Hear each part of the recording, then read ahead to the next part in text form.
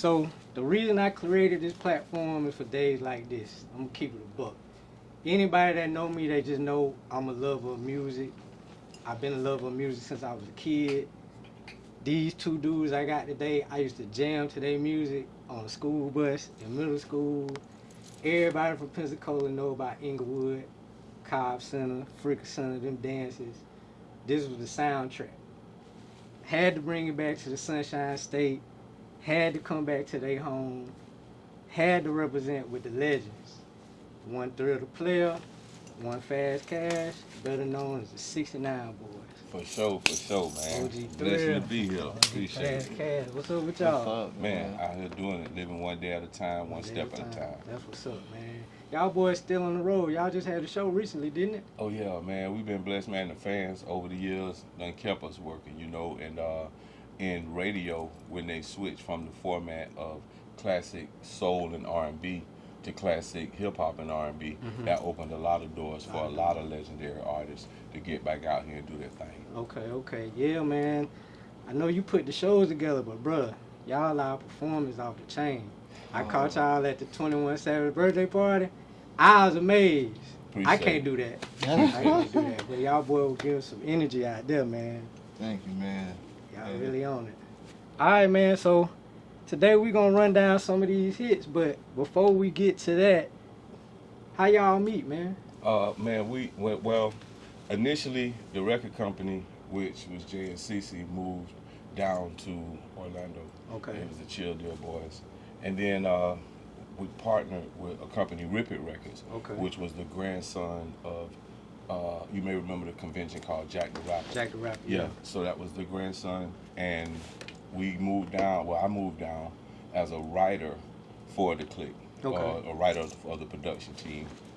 And we used to go to the Tuesday night event in the hood. Like, I always liked going to the hood clubs. There was this club in Eatonville called Heroes. Okay. And back during that time, they would have like dance battles in the club. So Fast Cash and Slow Money was in the club. Tearing it up, man. So I just, you know, every week I would come back and see them. And then it got close to the album being done and just needing to put the group together. I had studied Heavy D and the Boys. That was like my favorite group at the time as far as performance-wise. Houdini was my favorite group as a rap group itself during that time. So I wanted to try to mesh the two. And I stepped to Fast in the club one night after they had just finished murking somebody, and the rest was history. The rest is history. Yep. And at that time, those type of groups was together. You had Dana Dane, you had Father MC, y'all with the background dancers, and they was giving it. And don't get it twisted, cause I know in 2023, but them dudes was still getting all the ladies. Don't even trip. Yeah. Don't even trip on it. You know what I'm saying? So that's what's up. Let's jump into these hits, man. Let's get into it. Let's do it. We gotta start fresh out the gate, though. The butterfly, that's on. Let me see the Tootsie Roll. Yeah, 1994. 69 boys backed up by the Quantity DJs. One time, cotton candy, sweetie, go. Let me see the Tootsie Roll. Come on. Just make that Tootsie Roll. Here we go. Just make that Tootsie Roll. Yeah, come on. Let me see that Tootsie Roll. Get up and roll. And make that Tootsie Roll. To the left, to the left, to the right, to the right, to the front, to the front, to the back, to the back. Now slide, slide, baby, slide. Just slide, baby, slide. Just slide, baby, slide. Come on. To the left, to the left, to the right, to the right, to the front, to the front, to the back, to the back. Now dip, baby, come on, let's dip, baby, dip, baby, dip, just dip, baby, dip, just dip, baby. Cotton candy, sweetie, go, let me see the Tootsie Roll. I don't know what you've been told. It ain't the butterfly, it's the Tootsie Roll. A brand new dance. So fresh out the gate, man, Tootsie Roll. #1 song, Right. #1 rap song, peaked at #8. Just tell me the process, man, like, 94, Right. 2023. Right. Is it one of them songs? Right. Sports events is everywhere. Correct. My kid, my daughter is 10. Right. She know Tootsie Roll. Right. It's just, those are things that dreams are made of, just smash hit songs. True story. Out the gate. Right. Just tell me how it came about. Tell me the formula. Man, well, first, you know, people always say you come up with your best work when you're hungry. Mm-hmm. And when we moved down, it was a house in a community called Pine Hills, and it was a 3-bedroom, but it was like 15 people in the house. And one room in the 3-bedroom was the studio. One room was CC, because he was married. So CC Lemonhead. Okay. Him, his wife, and their son was in a room. And then the other room was just really for Jay Ski, but it was the random hit room, you know, whatever. You bring a chick over, whoever need to use the room that night. But by the time Tootsie Roll came up, initially I came down, we were supposed to come out right after 95 South. Okay. But this and that blew up. So we had to wait. I literally was writing the album while I was writing the This and That album. And I'm saying all that to say a long time passed, and while you're waiting to put your project out, the show money ain't started, and then I had done ran through the other money, and now so we had the last record. The album is done before Tootsie Roll is recorded, and then one night Jay Ski came home from Cracker Barrel, and he had a Tootsie Roll bank under his arm, and then he was jamming it, and we had a beat with nothing to put on it because I had went to Daytona, and Rap Productions had threw a party, and they dropped the Barry White. Dun, dun, dun, dun. Yeah. The club went dumb. All them college students. I ran to the DJ booth. I was like, hey man, what's that? What's that? He showed me the record. I said, give me a copy of that. He was like, I only got one copy. So he recorded it on a cassette, a Memorex cassette for me. So ran back to the studio. We had the beat, but nothing to put on it. Jay came home with the bank, had the and the beat was playing. And he started to chant. I remember I was sitting on the floor. I jumped up and then I started doing the dance. Boom, boom, boom. And literally from that time, since he said that, and then I started doing the dance, it might have took like 3 hours. The record was done from writing it to mix to everything. Okay. Yeah. And like I said, just true smash, like just out the water, fast. Just tell me about the first time y'all performed it and the reception that y'all got, like, and tell me a place where you was amazed that they knew this and they reacted well to it. Like, I guess at the fairgrounds in Orlando. Okay. You know what I'm saying? Bartell. Rest in out peace. there. Yeah, rest in peace, Bartell. Yeah, they had us up there. I think that's when we first did the song. And I was like, hey, you know, at first when we put the song, we didn't really think it was gonna vibe like it vibed. You know what I'm saying? And we didn't really think people was like really onto, oh, we doing this here. But man, when we did that for the first time out there, I'm talking about the crowd went crazy. I'm like, I'm dancing like, they really hollering? Like, what's going on out here? This is amazing. Yeah. Man, and that right there, like, it kind of put some chills in my heart. It's like, man, this is really working. Yeah. You know what I'm saying? And they really loving it. So that was my first time at the fairgrounds in Orlando, Florida. Okay. When was the first time y'all went overseas and did it? Well, overseas, as far as in doing Tootsie Roll, that came about mid-94. But Fast, he pretty much lived overseas because he danced internationally with Snap. Okay. You know, I Got the Power. So they was over there a long time. He was well versed over there. Yeah. So, but by the time we went back, and I was stationed, because we did our first tour overseas was an AFIS tour, Armed Forces. We went to all the military bases or the military cities. So I had been stationed over there for my active duty military. So it was just like a homecoming for me and for him from being over there. But when we went, it was like mid 95, not 94, because the record dropped in 94, like mid 95. All right. I had a dance routine in 5th grade till I got the power. You still know how to do it. Man, if this blow up, leave that there. Don't find that tape, man. Y'all can hand that. So when did y'all know that it was just life changing? Like, when was that moment where you was like, this is what we work for? Oh man, I don't know for Fast, but for me, well, that first show, because our first show was in front of like 5,000 people, and when we say rest in peace Bartell, it was a radio station on the show with in Orlando, because being a new artist, Cedric Hollywood was the program director, and he had dropped the record so much. And then being, well, shouts out to Louis Bell and Barry Dufay, Rip It Records, with Jack the Rapper being so powerful at the time, and his grandson owning, you know, his part of the label.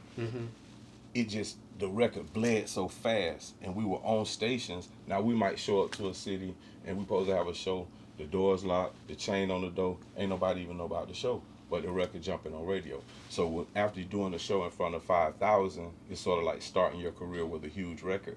You expect everything after that to hit just like that. So for me, when I knew it was a hit, we was in Oklahoma City, in this club, man. They had a swimming pool in the club. They had a jacuzzi. It was just, man, a barber shop. It was dope. It was like, man, it's in the middle of Oklahoma. What's going on? No. It was Arkansas. Pine Bluff, Arkansas. That's what it was. And somebody came back there and said, hey, man, RIAA just sent the certification. Y'all just went gold. Man, if y'all from Pine Bluff, y'all know the club. Because as soon as we got there, everybody was like, man, Tupac was here like 2 months ago, and they was shooting in the club, and woo-woo. It made the news, so we feeling like, yeah, man, we in the same club. Pac was in, woo-woo. And then they came in, and they told us the record went gold. And, man, when they told us that, everybody went crazy. The club had a swimming pool in it. I think Faz jumped in the pool. Everybody, you know, it just was an amazing night. And I was like, okay, well, we on our way. That's what's up, man. I love to hear that, man. I'm fanning out a little bit, hey, so you know it is what it is. But my platform, let me just say, I created this because I watch YouTube and I love music, and I understand with the media they have to talk about everything, the beef, who your baby. I don't want to talk about that. Right. I just want to sit down with legends and talk about music. But man, what the Butterfly do to y'all, for? Why are y'all dealing with the Butterfly like that? Hey man, you know what? People always say that, man. Y'all did the Butterfly people cold blooded. Hey man, much love to my Jamaican brothers and sisters. You know, you know, it wasn't that. You know, it was just all in fun. But when he jumped up and said Tootsie Roll, I was like, Ooh, I was like, hey man, if a dude could do the Butterfly, this is how we'll be doing it. And you're like, yeah, but we need to put some more steps, man, to the left. So that's really what, man. This part is one part, but to the left, to the left, to the right, all of that. The dip, baby, all of that itself is, you know, the Tootsie Roll itself. Okay, that's what's up, man. That's dope. All right, we're going to go and get into this next one. Get it. Oh, get it. Get it. Oh, get it. I thought I saw a bullet tag. Come on. Oh, get it. Yeah, I thought I saw a bullet tag.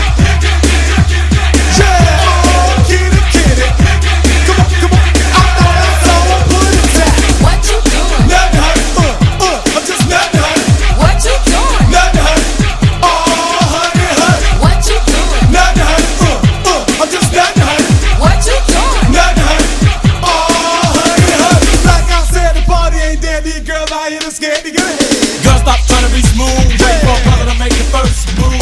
Try to act nice and sweet, cause I know that you will supreme. So let her Alright, here Kitty. Second single off 1990 Quad. Hey man. Another smash. Hey, yeah, appreciate that, man. It actually was the first single we cut for the album like 2 years before.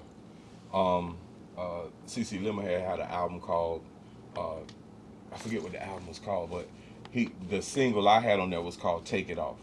And Kitty was the follow-up for Take It Off. But when This and That blew up, the record was sitting. So 95 South started performing the record as a part of their show like 2 years before the record came out. So by the time it was time for our album drop, Kitty was the first single. Okay. And I was like, well, nah, man, I'm in the room arguing like, nah, man, we got to do the Kitty because it just only makes sense. I'm a numbers guy. So I'm like, y'all been promoting it. People know it. Woo. And it was like, all right, well, cool. Well, we're going to take Tootsie Roll off the album and put on. I was like, no. We'll go ahead and we'll make it second. Ride out with that one. Yeah. We'll ride out with that one. Kitty just sound like BCR. Sound like Freaknik. It just sound like a fun time, you know. Y'all there the ladies act as a Diddy, but they know y'all them guys. Yes, How sir. was it pulling up to them events fast, and what was your favorite moment in time during that time with those events? I can tell you one moment in time. It was in Panama City. And they Okay, had the, PCB. yeah, they had the Freaknik going on down there, and it was lit. You hear me? People just don't know how Panama City really was. Yeah. That was a really party central station. That was MTV spring break. They That's had right. Down there in Panama. Mhm. Yeah. And it was so fun that I had met this girl down there, and she was like, yeah, when you come to town, could you holler because I want to come hang out and scoop you up and whatever and chill with you. I said, okay, that'll be nice. Some girl want to try that. She must have heard about this tongue, but whatever. But she came through. A couple of guys, we got in the car with her, and she, oh, we're gonna ride around and show me Panama City. We riding around, chilling. Oh, this is nice, doing. We taking our time, and then when we finally went down this one street, and there was a whole bunch of Chevys in the yard. Okay. And I think we was in a Migos or a Sidekick. I don't know what that truck we was in, but I seen another one in the up sitting in the yard, and a guy was sitting on the hood. It was like sitting on the hood. We passed by there. Man, we've been doing 2 miles an hour, stunting through the whole city. Now, she done picked up speed. We done turned around the corner. I'm like, hey, what's going on? Hey, slow down, baby. What you doing? Yeah, and all of a sudden I looked behind us. There was a car behind us with no lights on. Then he turned the lights on. Oh, we got on the side, was swerving. Then he pulled in front of the car. Cut it off. I'm like, uh-oh, what we getting? 2 partners in the back, and I'm sitting in the front in the passenger seat.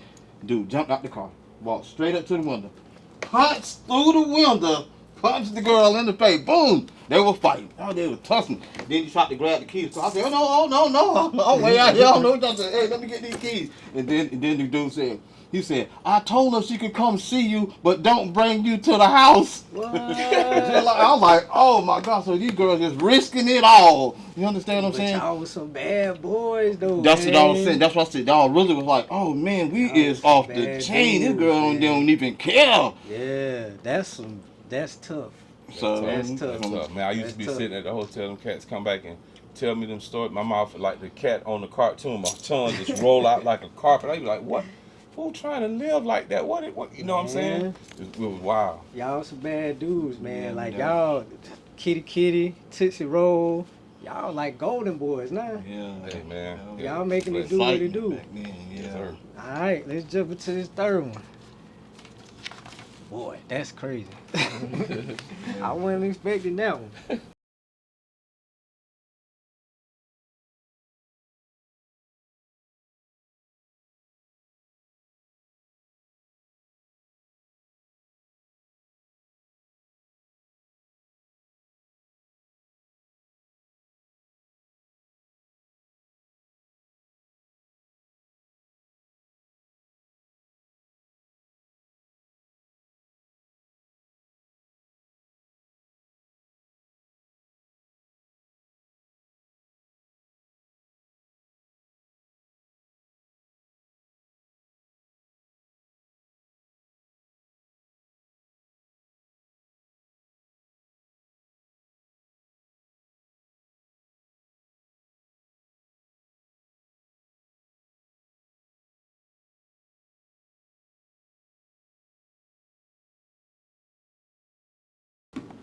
Another big single. Hey.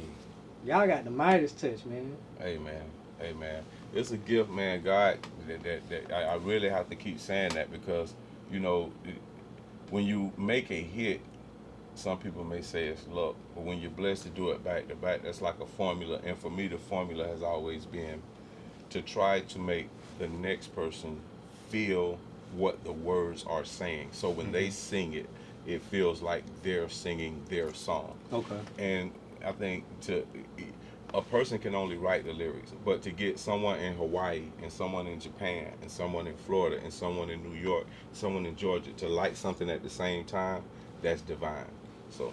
So you say you came into it as a writer. Right. Like, how did that come about? Just the writing started with like any other true hip hop head in 5th grade, Sugar Hill Gang.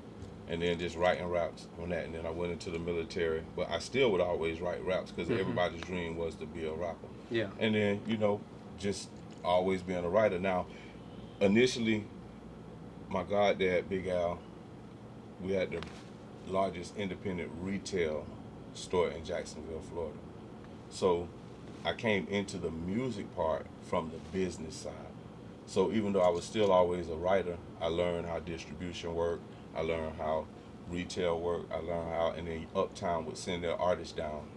Jodeci, Mary J. Blige, H-Town, Luke would send his artists, and I would have to take those artists to meet like the local distributors, the local retailers and stuff like that.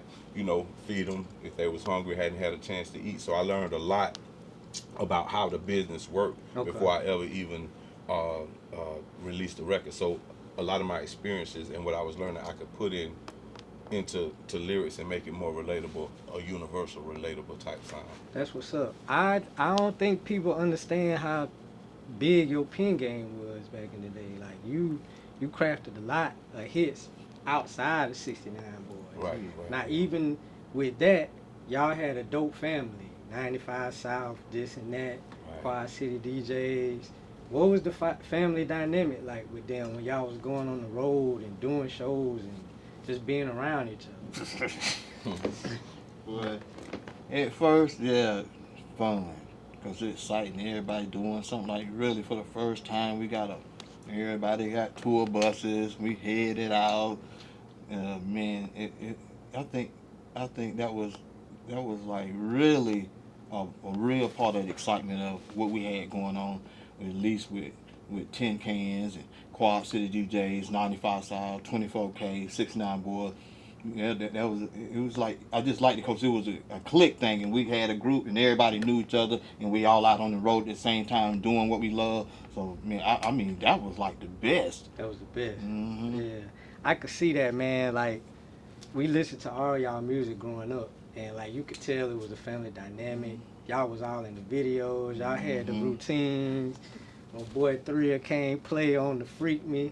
I used to love the Freak Me remix to Flex. Man, Yeah. that was my jam when I was a kid. I shouldn't have been listening to it, but that was my jam, though. Yeah. You know what I'm saying? But you know what? We did always say, listen, we want to, because you got to remember, Luke was the top dog in Florida at the time before we came out. And we, as teenagers and middle schoolers and high schoolers, wanted to go see Luke, but we couldn't. So as aspiring rappers, we used to always say, man, when we be able to do some shows, we want to do something so everybody can come to it. And in doing that, creating that sort of kind of help create the lane for us. You get what I'm saying? Yeah, that's dope. That's dope. Come on, let me hear you say it. Hey, say what? Say what? Yeah, a little louder. Here we go. Say what? Yeah, come on, a little louder. Here we go. Come on now. Yeah, baby. Come on. Say what? Check it out. You need dick in your life. Come on, you need dick in your life. That's what you need, girl. Hey, fellas, what you need?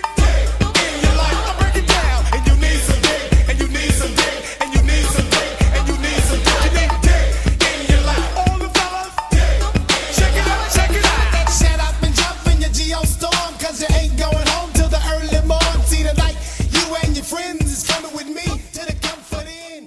All right, man. I got to keep it 100 on this one. I'm a music fan. Like I say, those dances that we used to have back in middle school and everything. I can't remember when we met. We met like you and Baller Ball started rocking hard like 05, 04. Yeah. Shout out to GCB. That boy getting a lot of shout outs. Yeah. 04, 05. Yeah, right up in there. I knew who you were. You know, 69 Boys, Thrill, like I say, jam your music. I fanned out when you told me you wrote that. Oh, like boy, I you might not remember it, but I had a 91 Honda Accord, and we were just in there chopping it up. You giving me some game, and you told me that you wrote that. I was like, for real? Like you wrote that? Yeah. Just it's a little 3-part question. Okay. Over the years, I known you, positive dude. Right. you know, always promoting feel good music. Right. Was it tough for you being that vulgar on that song? Well, the tough part was I knew, like, when I started rapping, I told God, I said, Lord, if you just let me be successful, I promise to always make music that everybody can get into. Okay. But being from Florida and being a teenager, I still would always write Florida-style records because when Luke came out, it was new to be saying nasty stuff on a record. So, you know, it's always hard, you know, the song Grey Goose with Yin Yang Twins, you know. It's different records that I pen where I can see the reaction of something and I know what works for me and what I shouldn't be doing. So, to answer the question, I try not to judge people that do things for money because this was a total money play. Yeah. We needed the record, and we was at the studio, and they cut a check that night, and I bought me a truck the next day. Okay. You understand what I'm saying? But it was just that simple. I didn't have to put my name on it. I didn't have to do nothing but just write the record. And that's what I did. And I asked them, hey, look, don't put my name on it. Whatever, it is what it is. We'll do it that way. So explain Tin Cans. What is that? The Jay Ski was great at coming up with concepts for names and groups before there was a name or a group for the name. Mm-hmm. So Tin Cans was something that he had because our sound was so universal, but during the time it was super clean. Okay. So the clique didn't have like what the analogy was. 10 crazy ass niggas. That's what Tin Cans stand for. Okay. So that was his play on, we need something, because all of our records had a simple formula since we didn't have a bunch of money starting out, was we have to make records that can be played in the club, so if radio don't mess with us, we at least know we'll have a club banger. Gotcha. And that was the same formula for that, but just a dirty version of it. Okay. I love that song, man. Like,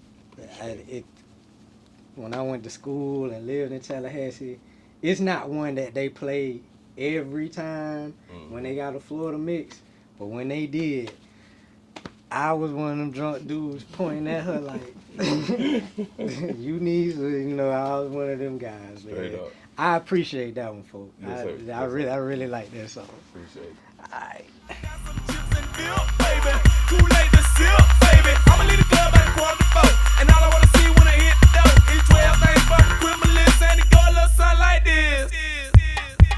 I want a 12 dish changer, 11 Philip blunts, 10 cane gold, 9 Sega tapes, 8 gold teeth, 7 pair of jeans, a 6 spike of beer, 5 fresh gold chains, 430 spoke, a 3 pike of draws, 2 girlfriends with a cat I like to put it all in. Hey player, what you gonna get? Come on for Christmas. Say what you gonna get there for? Baby, what you gonna get for Christmas? Come on now, what you gonna get there for? So, off top, like, how does a Christmas song even come across your desk to make? Oh man, I would love to take the credit for a lot of stuff, but that boy Jay Ski, he would be able to foresee certain things. So just like he knew we needed the Tin Cans record, he was like, okay, look, we need a Christmas record, and we just always, you know, when you wake up in the morning and you get a little bit of money and you get a house and a couple houses and stuff, everyday life was a party. Gotcha. So it's wake up, it's swimming pool this day with the girls from Houston. Tomorrow the girls from Milwaukee.